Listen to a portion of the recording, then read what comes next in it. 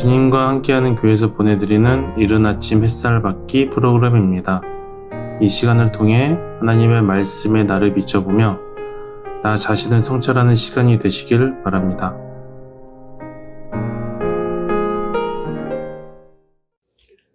이른 아침 햇살 받기 시간입니다.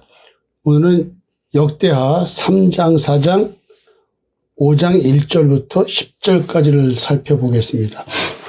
3장부터 5장 1절까지는 성전 건축을 시작해서 마무리 지었다는 것 기록되어 있고요. 그리고 이제 언약궤를 성전으로 옮기는 얘기가 2절부터 10절까지 되어 있습니다.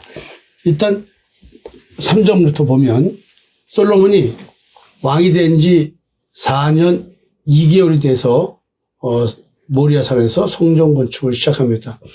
여러분들에게 그 성전 건축 장소에 대한 얘기를 한번 드린 적이 있죠.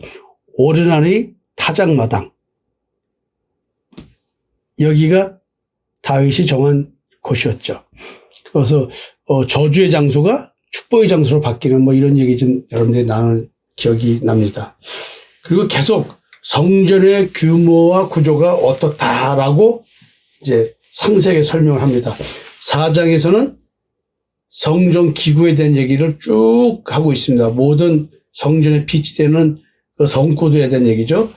성전 내부는 정금으로 입혀져 있고 이렇게 엄청나게 화려하고 크고 그다음에 성전 기구들도 다 놋, 금, 뭐 다 이렇게 어마어마하게 제작이 됩니다.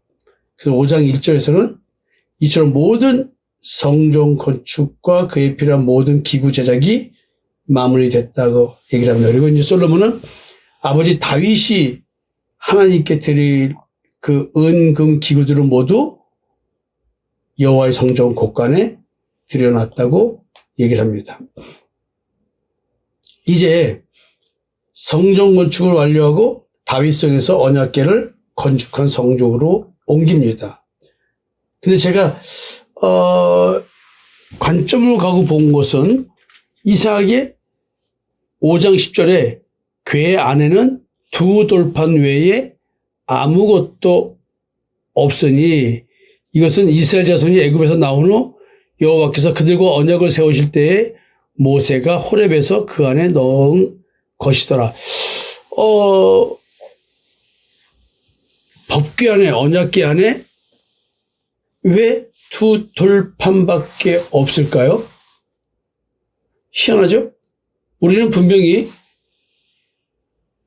항아리에 만나가 있고 그 다음에 쌍난 지팡이가 있다고 들었습니다. 근데 두 개가 없어졌네요. 성경이 두 개가 없어진 거에 대한 얘기를 구체적으로 기록하고 있나요? 희한하죠? 왜 두 돌판만 있었을까요? 제가 사실은 그런 설교를 잘 들어본 기억이 없는데 그 얘기를 한번 해볼까 합니다. 이때 하나님께서 증거판을 궤 속에 둘지라니 십계명을 기록한 것을 궤 속에 두라고 했죠. 출애굽기 25장 10절에 나와 있는 얘기인데 또 출애굽기 40장 20절에 그가 증거판을 궤 속에 두었으니 이는 하나님이 시내산에서 이스라엘 자손과 언약하실 때 주신 것이라.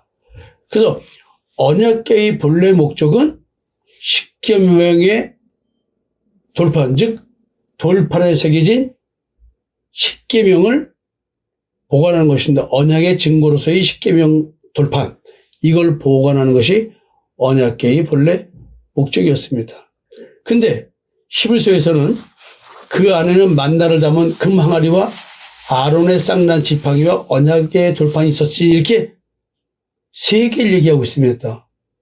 근데 모세 시대 때 광야 성막 시절의 상태에는 이렇게 있었는데 왜 솔로몬 성전 때에는 만나 항아리와 아론의 쌍난 지팡이는 보존되지 않았을까요? 이게 보존되지 않은 것이 아니라 누가 빼버린 건가? 그 얘기가 없어요. 분명히 만나와 지팡이는 하나님의 기적을 보여주는 제사장 직분의 증거였죠. 그리고 만나.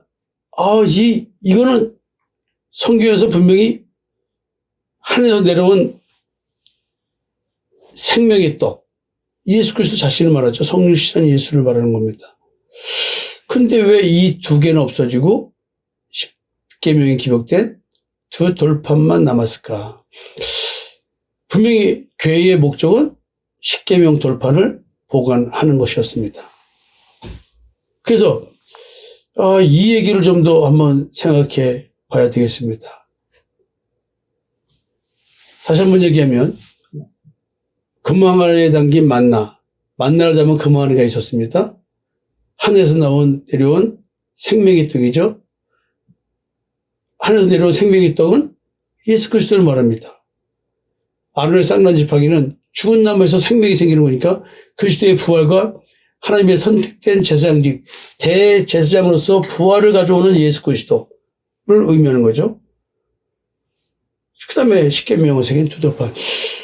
근데 왜 십계명만 남았을까요? 이 무슨 의미일까요? 어디 나와 있는 내용들은 없는데 제가 생각을 해봤습니다. 하나님이 이스라엘에게 남기고자 하신 핵심 메시지가 십계명으로 다 표현되는 것인데 이게 뭘까요? 만나와 지팡이는 기적의 표징이고 하나님께서 살아계심을 증거하는 그런 표징이었습니다. 어쩌면 하나님과의 언약의 중심은 말씀에 대한 순종, 십계명에 대한 순종. 그러면 이 십계명에 대한 순종, 이 속에 만나와 지팡이의 의미가 포함된 건 아닌가. 사람이 떡으로만 살 것이 아니요 여호와의 입에서 나오는 모든 말씀으로 살 것이라고 신명기 8장 3절에서 얘기하고 있습니다. 그러니까 만나의 의미, 우리 인간 입장에서 때 먹을 떡이었지만 실제로 그 떡은 예수 믿는 믿음의 떡이었습니다. 그리스도를 먹는 거였죠. 그리스도의 살을 먹는 거죠. 또 그리스도의 피를 먹는 거죠. 이런 것들은 전부 다 믿음을 의미하는 거죠. 예수 그리스도의 십자가의 대속연적을 믿는 믿음에 대한 얘기거든요. 그러면 지금 이 부활의 지팡이, 이것이 전부 다 돌판에 숨겨진 내용들이란 얘기죠. 십계명은 예수 그리스도로 말미암아 율법의 마침으로 되었습니다. 즉 율법은 예수 그리스도를 믿는 믿음으로 완성하는 겁니다. 예수 그리스도는 율법의 마침이었습니다. 우리에게 율법을 완성시켜 주러 오신 분이 그리스도입니다. 언약의 성취가 이루어지는 겁니다. 그래서 예수 그리스도 안에서 이미 하늘에서 내려온 참된 떡으로서의 만나인 예수 그리스도, 죽은 자 가운데서 살아나신 첫 열매로서의 예수 그리스도, 이것이 예수 그리스도 안에서 이미 성취가 된 것입니다. 율법은 장차 올 좋은 일의 그림자여 참 형상이 아니라. 11서 10장 1절입니다.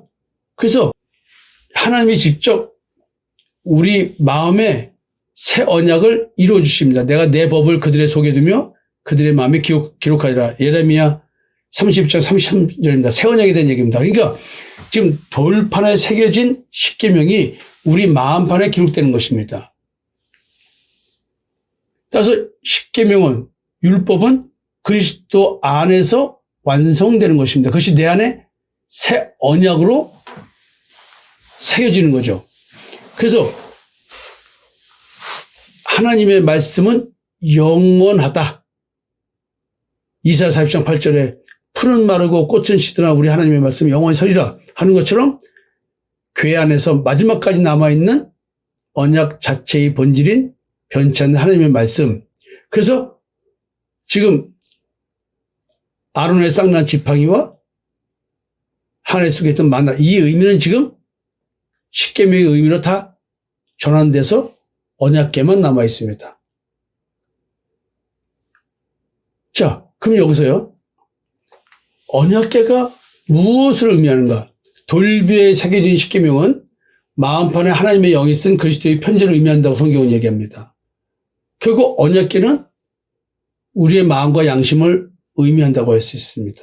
따라서 언약궤인 마음에 부활의 영광을 지니신 그리스도의 형상이 나타나기 때문에 돌판인 십계명만 남아 있어도 언약궤는 언약궤로서의 하나님의 뜻을 다 전달할 수 있다는 생각이 듭니다. 따라서 언약궤는 하나님이 임재하시는 성전으로서의 택하받은 자의 마음과 양심을 의미한다. 이렇게 생각할 수 있습니다. 왜냐하면 지성소에서 하나님께서 임재하셔서 우리와 만나는 거거든요. 거기서 내가 너와 만나고 속죄소 위 증거교회 위에 있는 두 그룹 사이에서 내가 네게 명령할 모든 일을 네게 이르리라. 출애굽기 25장 22절입니다. 그러니까 신약에서는 하나님의 성전에서가 아니라 사람의 마음에서 이런 일이 벌어지는 거거든요. 그래서 바울은 고린도전서 3장 16절에 너희가 하나님의 성전인 것과 하나님의 성령이 너희 안에 거하시는 것을 알지 못하느냐 이렇게 얘기를 하는 것입니다.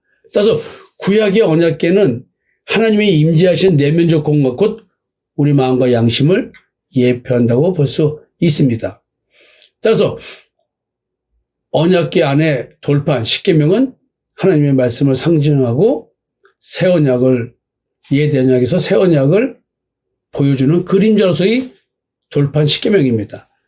따라서 새 언약에서는 더 이상 돌판에 머물러 있지 않고 성령을 통해서 사람의 마음에 그리스도의 편지를 새긴다고 한 것입니다. 그래서 성경은 끊임없이 새 언약을 얘기하면서 내가 나의 법을 그들에게 속에 두고 그들 마음에 기록하리라 이런 얘기를 하는 겁니다. 그래서 사도 바울은 고린도후서 3장 3절에서 너희는 돌비에 쓴 것이 아니요 오직 살아계신 하나님의 영으로 마음판에 쓴 그리스도의 편지이라. 결국 언약궤 안에 있는 십계명 두 돌판은 우리 인간의 내면 세계를 말하는 것입니다. 성령께서 새겨놓으신 그리스도의 형상으로서의 십계명. 그래서 하나님의 법은 우리가 행위적인 외적 규율이 아니라 그리스도의 마음을 품은 우리들의 내면 세계에서의 율법의 완성으로 드러나는 것입니다. 그것은 예수 그리스도의 십자가의 대속의 은총을 믿는 믿음으로 구원받는다는 나의 거룩과 경건이 이루어진다는 하나님의 거룩을 이룬다는 그런 의미를 담고 있습니다. 그래서 지금 아론의 쌍난 지팡이 부활의 영광인데 우리가 다 수건을 벗은 얼굴로 거울을 보는 것 같이 주의 영광을 보며 그와 같은 형상으로 변하여 영광에서 영광에 이르니 곧 주의 영으로 말미암음이니라. 이 고린도후서 3장 18절에 이런 말씀들은 뭐냐면 수건을 벗는다. 이게 율법을 벗는 거거든요. 그래서 지금 우리 마음에 오신 그리스도, 내 마음에 나타난 그리스도, 지금 이것은 내 안에 부활의 영광을 지금 주고 계시는 것이죠. 이미 아론의 쌍난 지팡이 죽은 자에게 죽은 나무에서 싹이 피듯이 죽은 자에게서 꽃이 핀다? 이게 이제 새로운 피조물 되는 것이거든요. 그래서 내 마음이 언약궤이기 때문에 내 마음에 성령의 역사로 하나님의 말씀이신 그리스도의 형상이 새겨지기 시작하는 것이고 형상이 이루어져 가기 시작하는 것이죠. 결국 그리스도의 형상이 이루어져 가면서 우리는 그리스도의 부활의 영광이 내게 주어지는 거기 때문에 사망의 몸인 내가 십자가에서 죽고 부활의 영광을 갖게 되는 것이죠.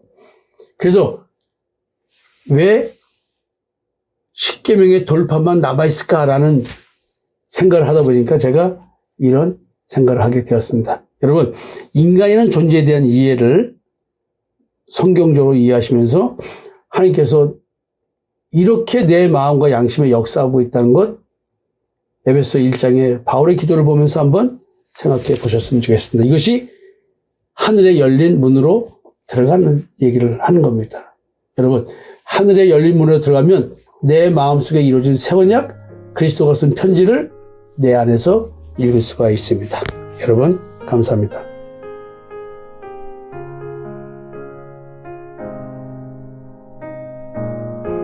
지금까지 이른 아침 햇살 받기 프로그램이었습니다. 오늘 하루도 믿음 안에서의 삶을 누리시는 여러분이 되시기를 기도합니다.